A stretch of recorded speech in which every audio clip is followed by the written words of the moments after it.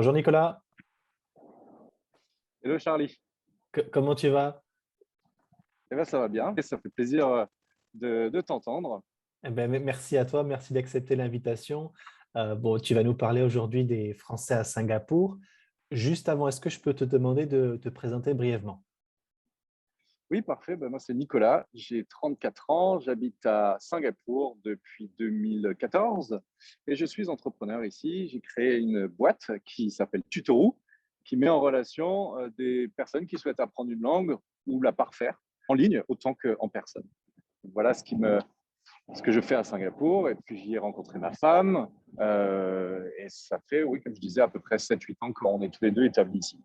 Elle travaille dans le milieu bancaire, comme beaucoup D'accord, d'autres Français installés à Singapour d'ailleurs.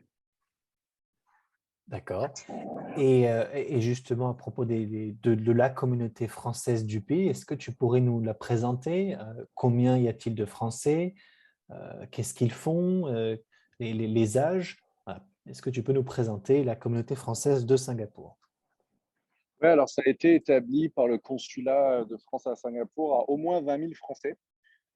Cependant, on sait très bien qu'il y en a qui ne s'inscrivent pas. Il y a pas mal d'étudiants qui viennent étudier à Singapour dans plusieurs écoles, soit en échange, soit pour des MBA comme l'INSEAD qui est installé ici, ou pour des écoles de commerce comme l'ESSEC. Donc, il y a énormément de Français qui ne sont pas forcément répertoriés dans ce compte. Donc, on peut établir qu'à la louche, il y a facilement 30 000 Français à Singapour, en tout cas peut-être avant le Covid. Aujourd'hui, c'est beaucoup plus compliqué à dire parce qu'il y a eu pas mal de départs, beaucoup moins d'entrées, sauf justement les étudiants qui, eux, arrivent à encore entrer à Singapour. Donc ça, c'est génial. Mais pour entrer à Singapour en touriste, le pays est fermé depuis 2 ans et c'est désormais pratiquement impossible de venir à Singapour sans avoir au préalable un visa de travail ou un visa étudiant. Donc, la démographie française, elle est vachement intéressante parce que comme ils sont très stricts à Singapour sur les visas, notamment celui du travail, on ne peut pas venir à Singapour vraiment les mains dans les poches en espérant y trouver un travail. Il y en a qui le font, notamment les conjoints. Par exemple, si ton partenaire il vient à Singapour parce qu'il a une offre de travail, ton ou ta partenaire, eh bien, cette personne-là pourra, grâce au travail de son conjoint, avoir un visa qui lui permettra de travailler. Maintenant, c'est un petit peu plus compliqué, c'est en train de changer, c'est de plus en plus difficile. Donc, c'est en général des personnes qui pourront juste vivre à Singapour, pas forcément travailler. Ça, c'était vrai il y a quelques années, mais c'est en train d'évoluer, donc ça devient de plus en plus difficile. Donc, par rapport à la démographie française à Singapour, c'est en général des personnes qui sont soit étudiantes, comme je le disais, soit ce seront des personnes qui ont un travail, l'équivalent cadre en France, même si j'aime pas trop le terme parce qu'aujourd'hui, ça ne veut plus dire grand-chose, mais disons que ce sont pour la plupart, quand même, oui, l'équivalent en termes salarial et de salaire, ce serait quand même une échelle haute parce que ce sont des emplois qualifiés. C'est très dur de venir et d'être approuvé à Singapour pour y travailler. Je fais une généralisation, hein, mais c'est plutôt le cas. Donc, on est dans une situation où les Français qui vivent à Singapour, il y a quand même pas mal qui travaillent pour des grandes entreprises, que ce soit dans l'industrie. Je pense il y a Alstom, il y a STM, il y a des grandes entreprises industrielles françaises. Puis il y a aussi le milieu bancaire, qui est énorme. La BNP, Crédit Agricole, et puis la banque privée en plus, européenne, suisse, luxembourgeoise. Là, il y a aussi beaucoup de Français, de francophones, donc il y a aussi des luxembourgeois, beaucoup de Suisses à Singapour, beaucoup de Suisses, donc beaucoup de Suisses, d'autres francophones, qu'on ne compte pas dans les 20 000. Hein. Je les distingue bien du chiffre que j'ai donné précédemment. Mais c'est une communauté francophone qui est qui est incontestablement une des premières communautés à Singapour en termes d'étrangers. Donc on est dans les numéros, pas le premier parce qu'il y a quand même énormément de Chinois qui sont installés à Singapour. À Singapour, on parle 4 langues officielles, hein, donc le tamil, le chinois, le malais et l'anglais. Donc c'est vraiment les 4 langues officielles. Et donc forcément, ça attire des populations qui viennent de ces pays où il y a des similitudes culturelles ou linguistiques, avant d'attirer des Français comme nous ici. D'accord. Et Très multiculturel. ouais, je voulais te demander pourquoi toi, tu as choisi de venir t'y installer, mais peut-être qu'on peut élargir la question. Pourquoi les Français décident de venir s'installer à Singapour? et tout simplement quels sont les attraits de ce pays? Ouais, il y en a plusieurs. Déjà, c'est extrêmement bien situé. Alors, si on souhaite vivre en Asie, c'est un hub asiatique. Alors, on parlait du tourisme il y a quelques années quand il n'y avait pas le Covid, donc ça, c'était génial pour être pour partir à la découverte des pays voisins. Mais aujourd'hui, ça reste un hub économique. Singapour, c'est un pays où une des langues officielles est l'anglais. À part Hong Kong, il n'y a pas vraiment d'autres pays en Asie où la langue officielle ou une des langues officielles reste l'anglais. Il faut tout de suite aller en Australie, en Nouvelle-Zélande, ce qui est beaucoup plus loin et puis ce qui ne correspond pas forcément aux envies des personnes qui souhaitent avoir une vie plutôt citadine, puisque Singapour, c'est une île qui fait environ 50 km sur 25 km. C'est petit, c'est assez dense, mais on s'y sent plutôt bien parce que ça a été très bien pensé. Donc, c'est une ville où finalement, quand on la découvre, avant même de vouloir s'y installer, en tout cas, moi, c'est ce qui m'est arrivé. Au départ, j'étais parti pour aller vivre à Hong Kong. J'avais le fameux PVT, le permis vacances-travail, en fin 2013 à Hong Kong. Euh, et je me suis retrouvé dans la situation où Hong Kong, le confort de vie était tellement exécrable parce que c'est une ville extrêmement chère. Je venais de Montréal à l'époque. Les appartements sont très petits, mal isolés. Il fait froid en hiver. Il n'y a pas de chauffage. Bref, il y avait pas mal de circonstances qui m'ont fait partir de Hong Kong pour venir m'installer à Singapour, que j'ai tout de suite, immédiatement trouvé beaucoup plus confortable. Il y avait aussi un côté américain à Singapour qu'on ne retrouve pas forcément à Hong Kong. Je ne saurais pas vraiment comment l'expliquer, mais quand on vit ici, on comprend que finalement, c'est une ville où il est simple pas forcément de s'intégrer, mais de vivre en tant qu'étranger. Tout est fait. L'anglais, comme langue officielle, tu prends un taxi, tu peux parler en anglais avec le chauffeur. À Hong Kong, ce n'est pas toujours le cas, par exemple, même si l'anglais est une des langues officielles. Le cantonais reste la première langue. Donc ça, c'est quand même un élément qui était crucial au départ pour se sentir bien et se sentir chez soi. Quand on voyait en arrivant à Singapour les appartements qu'ont les Français ici, comme j'en parlais précédemment, ils ont en général des bons emplois.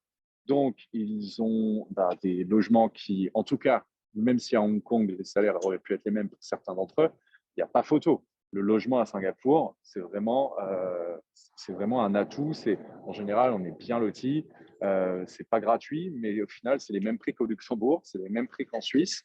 Donc, sauf que là, on est dans une ville extraordinaire et bien située, comme je disais. Et puis, c'est une aventure nouvelle. Donc, c'est un des meilleurs endroits. Je ne vois pas d'autres endroits en Asie, à part Hong Kong. J'ai pris la décision de rester à Singapour pour vivre en Asie, parce que notamment la langue et puis parce que pour le travail. Puis c'est très très dense, donc on peut trouver beaucoup d'entreprises sur place et s'y établir plus facilement que si on avait le souhait de partir pour le Cambodge, la Thaïlande, le Vietnam. Bien que Bangkok aujourd'hui en Thaïlande est aussi une ville hyper cosmopolite qui a une croissance formidable aussi. D'accord.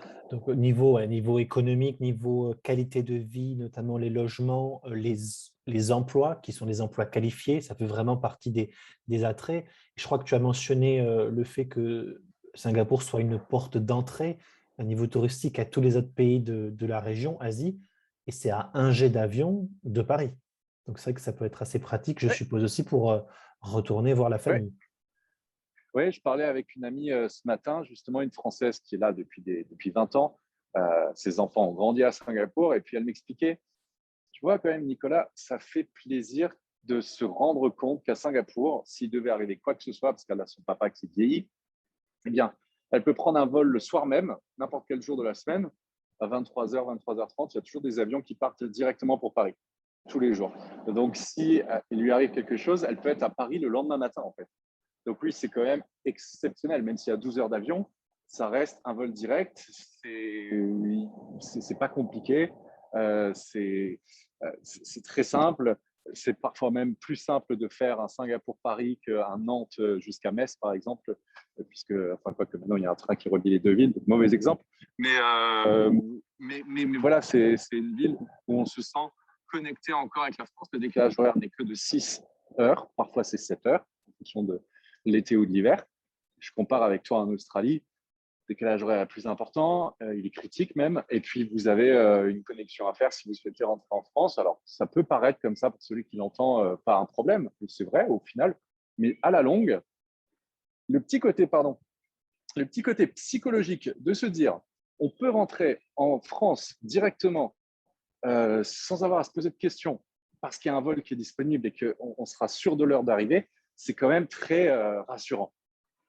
Je te rejoins totalement là-dessus, hein. Nous, en Australie, en tout cas, Sydney, 2G d'avion, c'est 24 heures de voyage si tu prends en compte le transit à un aéroport, alors que ce soit à Singapour ou à Doha. Donc oui, ça fait une différence, clairement. Je comprends bien.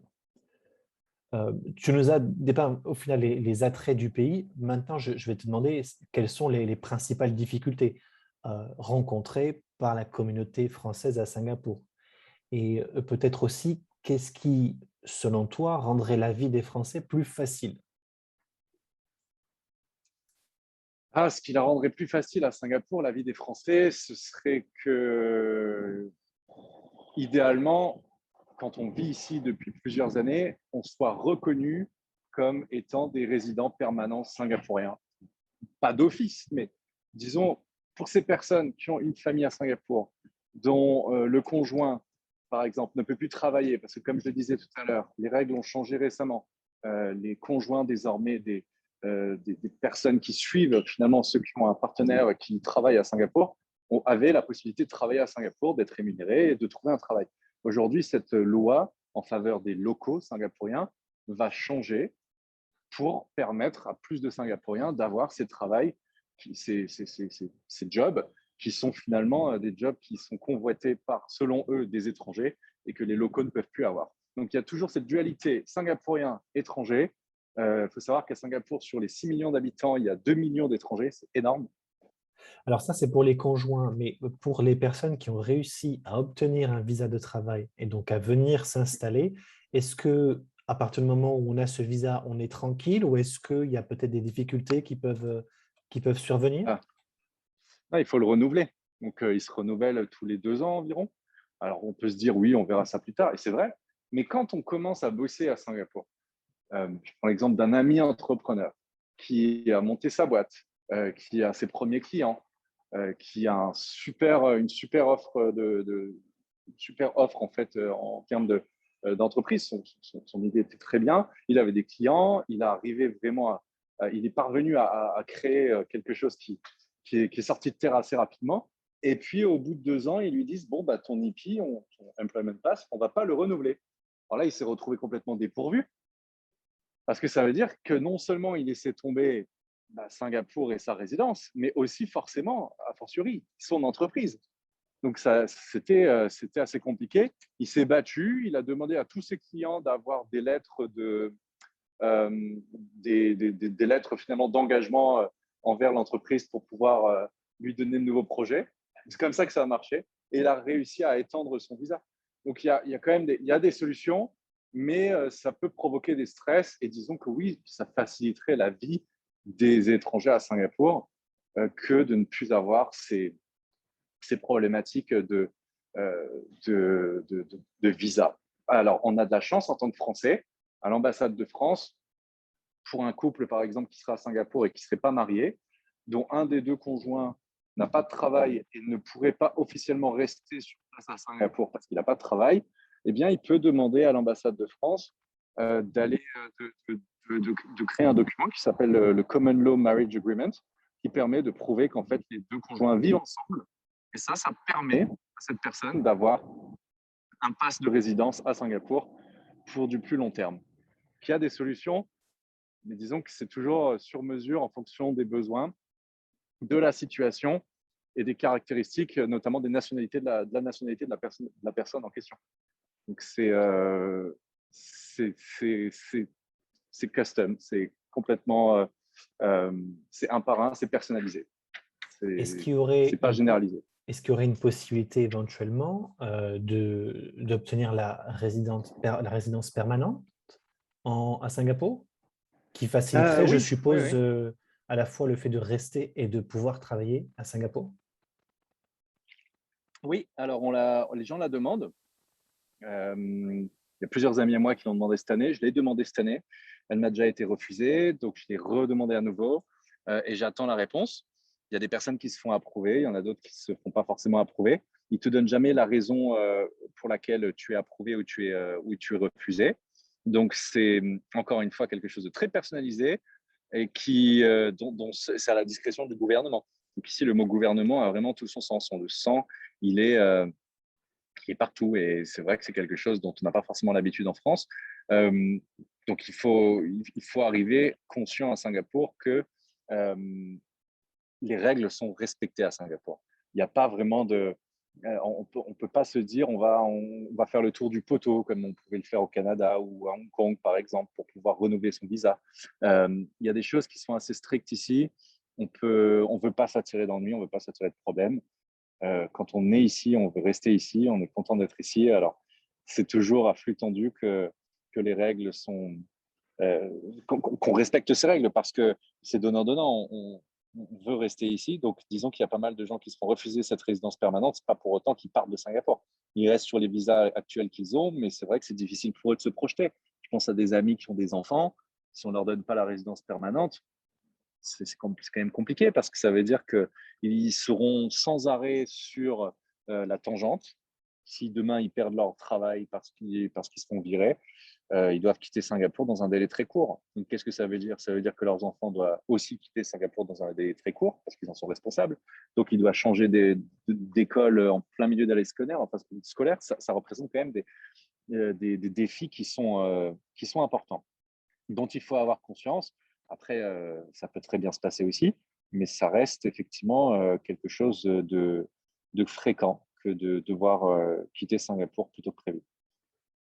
D'accord. Et en termes d'intégration, est-ce que toi, en tant que Français ou peut-être en tant que Caucasien ou en tant que voilà, étranger, est-ce que c'est facile de s'intégrer à Singapour avec les autres communautés ou il y a quand même une sorte de ségrégation? Là, il y a des ségrégations, pas qu'entre les Caucasiens et les Singapouriens, parce que les Singapouriens, comme je disais, ils parlent 4 langues. Il y a quand même 4 grosses cultures, au moins 3 grosses cultures qui se mélangent.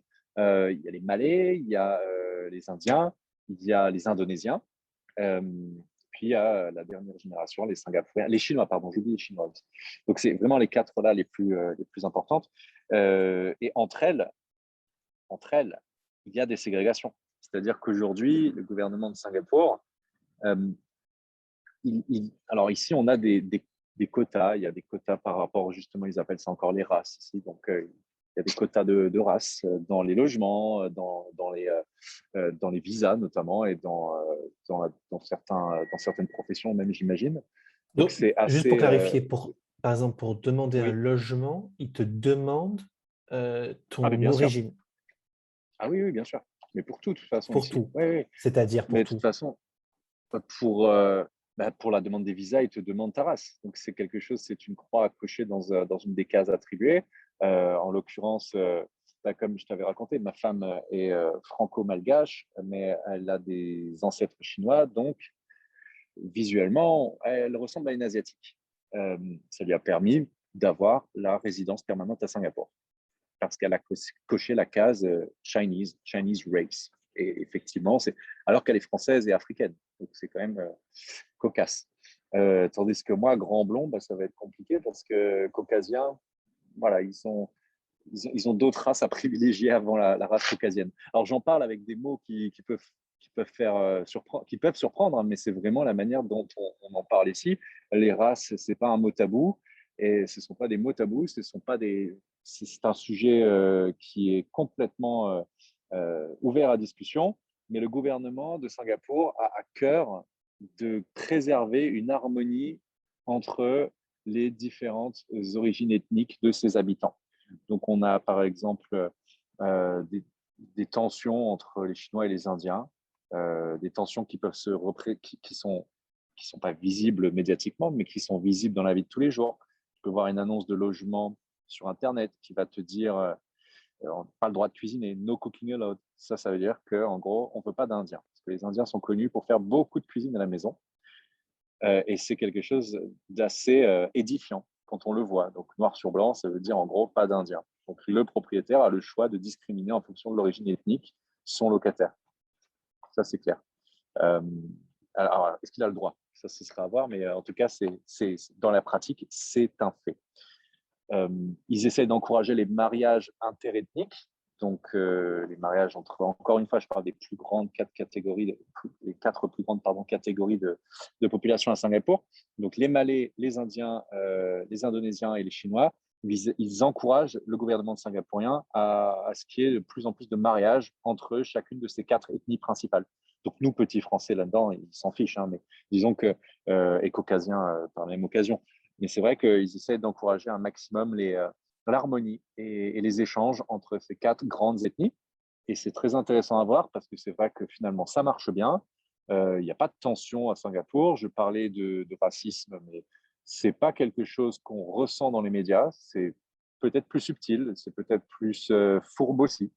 Cependant, quelque chose qui est vraiment étonnant à Singapour, c'est qu'en général, en tout cas, en général, c'est vrai que c'est ce qu'on voit. Hein. Je ne peux pas généraliser, mais dans ce que moi je vois à Singapour, tu n'as pas forcément autant de mélange interethnique qu'on pourrait l'avoir en France.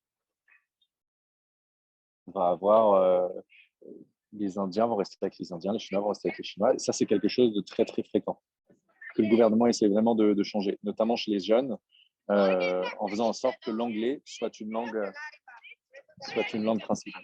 Tu vois, là, on entend juste à côté de moi, ce sont les langues parlées. J'essaie de la deviner. J'essaie de la deviner, mais comme ils ont les masques, j'ai du mal. Tu le diras après. Nicolas, du coup, tu nous as présenté les principales difficultés qu'ont les Français à Singapour. Maintenant, je suppose qu'il y a des difficultés supplémentaires du fait de la pandémie de Covid-19. Donc, quelle est en fait la situation justement de ces Français à Singapour durant cette pandémie? Est-ce que vous pouvez entrer, sortir du pays? Est-ce que vous avez accès aux tests et aux vaccins? Alors, oui, on a eu le vaccin. En tout cas, je l'ai eu le mois dernier, donc ça, c'est une bonne nouvelle, même si ça a pris un petit peu plus de temps que pour les Singapouriens. Donc, on est passé après eux. Donc, il y a eu encore une fois là une discrimination. Selon le gouvernement de Singapour, il fallait vacciner en priorité les Singapouriens et en deuxième seulement les étrangers à Singapour. Encore une fois, les étrangers, c'est 33% de la population de Singapour. Ils ont fait ce choix-là, ce qui est encore une fois un choix patriotique, nationaliste, mais dans les faits, voilà, on vit tous au même endroit, sur une même île, donc on ne peut pas voyager, donc on est tous finalement logés à la même enseigne. Donc c'était encore une fois une marque de distinction entre les étrangers et les Singapouriens. Le gouvernement de Singapour fait tout ce qu'il peut pour toujours privilégier le Singapourien devant l'étranger. C'est probablement la conséquence de dizaines d'années d'ouverture du pays vers le reste du monde qui a fait que les entreprises singapouriennes ou étrangères basées à Singapour ont quand même embauché énormément d'étrangers qui sont venus à Singapour, qui ont eu des conditions enviables pour certains, pas tous évidemment, mais pour certains, et qui, dont certains Singapouriens ne peuvent que jalouser. Donc c'est cette conséquence, c'est la conséquence de toute cette politique de plusieurs dizaines d'années aujourd'hui que nous on vit. Et pour répondre à ta question, c'était par rapport au Covid déjà. Oui, alors juste pour le vaccin, c'est quel vaccin vous avez à Singapour? On a eu le Pfizer. D'accord. Et d'ailleurs, aujourd'hui, j'ai vu que Singapour a prêté 500 000 doses de vaccin de Pfizer à l'Australie. Oui, on en a besoin, oui. Et alors, par contre, il faudra les rendre en décembre, c'était écrit. D'accord. Ça m'a fait sourire parce que je me suis dit, bon, c'est cool. Et puis, en fait, c'était écrit en petit derrière. Ils vont les rendre en décembre parce que Singapour a pour ambition de vacciner une troisième fois les populations les plus à risque. D'accord. Mais Donc, cela dit, le taux de vaccination à Singapour 80%. est très bon. Ah oui, très bon. 80%. D'accord. Oui, tu as raison. Est-ce qu'il est gratuit? Est-ce que l'accès au vaccin est gratuit? Pareil pour les tests? Oui. Alors, non, pas les tests. Les tests sont très chers. On parle d'un test à 130 € environ. Et qu'il fallait faire quand tu voyageais pendant les 18 derniers mois. Et il fallait faire ce test, pas qu'une seule fois, il fallait le répéter. Et les prix des tests, en général, revenaient plus cher que les billets d'avion. C'était assez incroyable. D'accord. Donc, les tests assez chers, le vaccin gratuit, ce qui n'est pas d'ailleurs le cas Ouais. dans tous les pays d'Asie-Océanie. Est-ce que vous pouvez facilement sortir et rentrer à Singapour ou est-ce qu'il y a des restrictions suivant, je ne sais pas, la nationalité? Alors, on peut sortir facilement. La preuve, la France, les Français ont cette chance de pouvoir rentrer en France parce qu'ils sont français. En revanche, rentrer à Singapour, c'est plus compliqué. Une fois qu'on est sorti, il faut, en tant qu'étranger, donc en tant que non-résident permanent singapourien et en tant que non-singapourien, demander un visa de réentrée à Singapour. Et ce visa-là, en général, il va dépendre encore une fois, des quotas. Mais cette fois-ci, ce sont des quotas par rapport aux places disponibles, soit en chambre d'hôtel, puisque Singapour a toujours une quatorzaine qui est obligatoire et qui a été mise en place depuis 1 an et demi. Et Si on quatorzaine revient de payante? l'étranger, il faut faire quatorzaine payante, bien sûr. Ah oui, ça, c'est D'accord. pas donné. Ça coûte 2 000 $ pour une personne pour 2 semaines. C'est nourri logé, mais en chambre d'hôtel. Ils n'ont pas le droit de sortir. Là, ils sont en train d'avoir de nouvelles règles aujourd'hui. Ils ont ouvert des lignes de voyage avec des pays tels que l'Allemagne, par exemple. Donc aujourd'hui, si tu es allemand et vacciné, eh bien, tu peux venir à Singapour en tant que touriste sans même avoir à faire de quatorzaine et tu n'as même pas besoin de visa pour entrer sur le sol singapourien. En gros, ça me paraît dingue parce que c'était le cas il y a 1 an et demi, mais on pense pas. Enfin, aujourd'hui, c'est un luxe extraordinaire que de pouvoir venir à Singapour sans avoir de visa à demander. Donc, quelqu'un qui est allemand, qui n'est même pas résident de singapourien, qui n'est même pas résident de Singapour, eh bien, peut venir à Singapour aujourd'hui sans demander de visa. Donc, ils sont en train de faire des tests plutôt expérimentaux pour voir si ça fonctionne, si c'est une bonne idée de rouvrir avec notamment l'Europe et puis par la suite peut-être d'autres pays où la vaccination représente un taux assez important de Oui, la population. c'est ce que j'allais te demander. Éventuellement, peut-être vu les bons taux de vaccination en France, est-ce que ce serait possible qu'ils ouvrent ces mêmes droits aux Français? On l'espère, on l'espère. On ne sait pas trop comment la décision a été prise. C'est un petit peu étrange parce que quand tu regardes que Singapour a ouvert ses vols avec l'Allemagne et a fait ce qu'on appelle ils ont appelé ça un safe travel lane entre les deux pays. C'est juste étrange parce que quand on est en Allemagne, on peut effectivement venir de France, on peut aller en Belgique, on peut aller au Luxembourg, dans l'espace Schengen, on n'a pas besoin forcément de tampon sur un passeport. Donc, encore une fois, il s'agit de vraiment respecter les règles parce que Singapour ne prendra pas à la légère les tricheurs sur la question. Mais ça reste bien mystérieux. On pense que c'est effectivement expérimental, le fait de créer ce lien et cette relation étroite avec l'Allemagne. On espère qu'elle va durer, cette relation, pour pouvoir ensuite l'étendre à d'autres pays où la vaccination est importante. Mais quand on regarde les chiffres, voilà, c'est pourquoi l'Allemagne et pourquoi pas Israël, par exemple, tu vois. C'est quand même étrange. On ne comprend pas trop. Mais on le prend. En gros, aujourd'hui, on le prend avec beaucoup de générosité de la part du gouvernement singapourien. Donc aujourd'hui, pour revenir à Singapour, pour répondre à ta question, tu peux sortir, mais ça va être difficile de rentrer, à moins d'avoir au préalable un visa de réentrée à Singapour et de l'avoir demandé. Il est gratuit, il faut juste le demander. Il faut accepter de faire la quarantaine une fois arrivé à Singapour. Bon, ben, Si tu écoute, n'as pas d'avant. ouais, on espère peut-être que ces exceptions vont être aussi accordées aux Français comme ils le sont pour les Allemands. On va dire Ouais, affaire à suivre. En tout cas, faut merci, dire affaire à suivre. ouais, merci beaucoup, Nicolas, pour nous avoir présenté la vie des Français, de ton point de vue, certes, mais je suppose que beaucoup de Français ressentent la même chose, à la fois les bons côtés, mais aussi les mauvais côtés de l'expatriation, en tout cas de fait de résider à Singapour. Merci encore pour ton temps. Et puis, Ben, merci à toi. oui, et je te dis à très bientôt.